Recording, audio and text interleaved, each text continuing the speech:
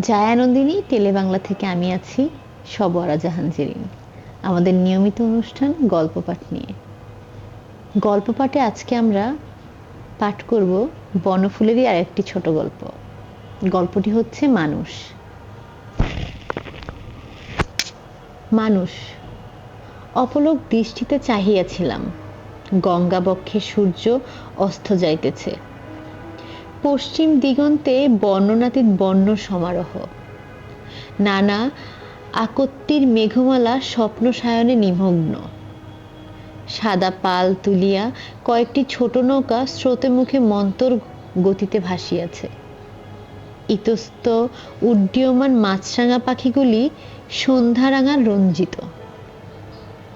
টলমল নদীজল আরক্ত স্বরবর্ণ। প্রতি তরঙ্গ শীর্ষে স্তূপূর্ত শোভা। তৃণাচিন্ত শ্যামল তীরে দেবালয়। দেবালয়ের সম্মুখে রোমন্তরত নরদেহ একটি গাভী। আরো একটি দূরে মুদিতনয় একটি মার্জার। দেবালয়ে করুণ গম্ভীর সুরে নবহত বাজিতেছে পূরবীর অপরূপ আলাপ। চতুর্দিকে স্বপ্নছন্ন। নদীর তীরে ঘাসের উপর তন্ময় হইয়া বসিয়াছিলাম। ভাবিতেছিলাম কি সুন্দর এই পৃথিবী। সহসা চমকাইয়া উঠিলাম। আমার পিছনে কে যেন জড়িত কণ্ঠে কথা কহিল। ফিরিয়া দেখি একটি ভিখারি এবং তাহার সহিত একটি মেয়ে। ভিখারি কুষ্ঠব্যাধিগ্রস্ত, হস্তপদ আঙ্গুলবিহীন, নাসিকার সাথে একটি গহ্বর। বিকট্য বিভৎস মুখখানায় মিনতি ফুটাইয়া অনুনাসিক্য কণ্ঠে ভিক্ষা চাহিতেছে। একটি পয়সা বাবু। সঙ্গে মেয়েটিও সে একই কথা পুনরাবৃত্তি করিল। মেয়েটির বয়স 16 কি 17। শরীরে কোনো ব্যাধি আছে বলিয়া মনে হইল না। পরনে একটি মাত্র বাসন। বাসনের শত ছিদ্রপথ দিয়া নুরুকমলিত যৌবন উচ্ছাইয়া পড়িতেছে। দারিদ্র্যের মলিনতায় তাহা লঞ্ছিত, তবু তাহা যৌবনশ্রী। মেয়েটিও সে সম্বন্ধে সচেতন। তাহার মুখ, চোখ, ভাব, ভঙ্গি ইঙ্গিতময়। এরপর কুষ্ঠব্যাধিগ্রস্ত লোক ও যুবতী ভিখারিণী ইতিপূর্বে আরও দেখিয়াছি, কিন্তু আজ সহসা তাহাদের নতুন দৃষ্টিতে দেখিলাম। ব্যাধি ও স্বাস্থ্য পাশাপাশি দাঁড়াইয়া আছে একই উদ্দেশ্যে, ক্ষুধার অন্ন চাই। ভিক্ষা ইহাদেরই ব্যবসা। সেই ব্যবসায় একজন মূলধন করিয়াছে ব্যাধিটাকে, আর একজন যৌবনকে। দুজনকেই 2টি পয়সা দিলাম, চলিয়া গেল। কুষ্ঠরোগী লাঠি ধরিয়া অতি কষ্টে ধীরে ধীরে মেয়েটির গতি সাবলীল। কিছু দূরে গিয়ে সে আর একবার পিছু ফিরিয়া চাহিল। মুখে মুচকি হাসি। নির্বাক হইয়া আমি চাহিয়া রহিলাম।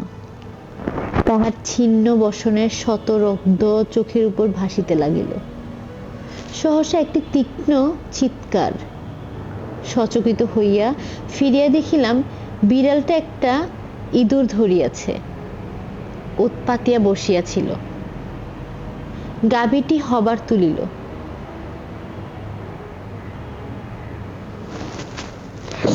দেখিলাম দুধ দোয়া হইতেছে।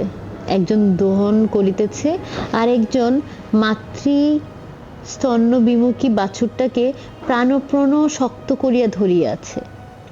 তাহার করুণ কাকতি সন্ধ্যার শান্তিকে বিস্মিত করিয়া তুলিতে লাগিল।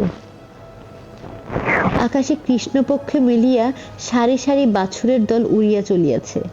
পাল তোলা নৌকাগুলি দেখিলাম জাল ফেলিয়া মাছ ধরিতেছে।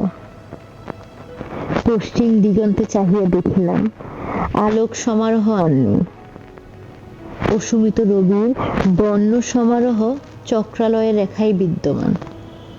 অন্ধকার নামিতেছে। উঠিয়া পড়িলাম। পথে দেখিলাম সেই উদ্ভিদ যৌবন্য ভিখারিণী একটা গলির সামনে আলোকে দাঁড়াইয়া একটা গুন্ড গোছের লোকের সহিত হাস্য পরিহাসে মুখর হইয়া উঠিয়াছে। বাড়ি ফিরিয়া শুনিলাম পাশের বাড়ির বধূটি একটি পুত্র সন্তান প্রসব করিয়াছে। আনন্দে শুভ বার্তা ঘোষণা করিতেছে। এইদিকে পুত্র সুকাতুর আমার গৃহিণী সজল চক্ষে প্রার্থনা করিতেছে, ভগবান বাঁচাইয়া রাখো। অন্য মনস্কভাবে চেয়ারে বসিয়া খবরের কাগজটা উল্টাতে লাগিলাম। বহু বাধা সত্ত্বেও একটি সতী স্বামীর সহিত এক চিতায় পুড়িয়া মরিয়াছে। বহু বিফলতা সত্ত্বেও আরেক দল দুঃসাহসী এভারেস্ট অভিযানে সংকীর্ণ হইয়াছে। চীন জাপান যুদ্ধ, স্পেন, বাঙালির ও তাহার নানা প্রকাশ কংগ্রেস।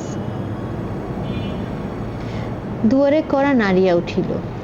পিয়ন তার আনিয়াছে সুসংবাদ, আমার ভাইটির চাকরি হইয়াছে। এই চাকরিটির জন্য 5-7 প্রার্থী ছিল। বিদ্যায় বুদ্ধিতে চরিত্রে আমার ভাইয়ের অপেক্ষা অনেক শ্রেষ্ঠও ছিল, তবু তাহাদের অতিক্রম করিয়া ফেলবার মাত্র সুপারিশ জোরে আমার ভাইয়ের চাকরিটি হইয়াছে। এত বড় অবিচার এতটুকু বিচলিত হইলাম না, উপরোক্ত খুশি হইলাম। ছাদে উঠিলাম। কালো মেঘের স্তর ভেদ করিয়া অপরূপ শোভার চাঁদ উঠিতেছে। পূর্ব দিগন্তে জ্যোৎস্না পুলকিত। মুগ্ধ বিস্ময়ে চাহিয়া রহিলাম। আনন্দটাকে সম্পূর্ণ উপভোগ করিবার জন্য একটি সিগারেট ধরানোর প্রয়োজন। পকেটে হাত দিয়ে দেখি সিগারেটের কেস খালি। সিগারেট আনিতে ভুলিয়া গিয়াছি। আবার মনটা বিগড়িয়া গেল। উদয়মান চন্দ্রকে আকাশে রাখিয়া সিগারেটের কিনিবার জন্ম আমি আবার দ্রুত গতিতে গলিতে নামিয়া গেলাম। শেষ করছি বনফুলের ছোট গল্প মানুষ। আশা করি গল্পটি আপনাদের পছন্দ হয়েছে। আপনাদের সাথে আবার দেখা হবে জায়ানন্দিনীর গল্প পাঠের অনুষ্ঠানে নতুন কোনো গল্প নিয়ে। ততক্ষণ ভালো থাকবেন, সুস্থ থাকবেন। জায়ানন্দিনী টেলিবাংলার সঙ্গে থাকবেন।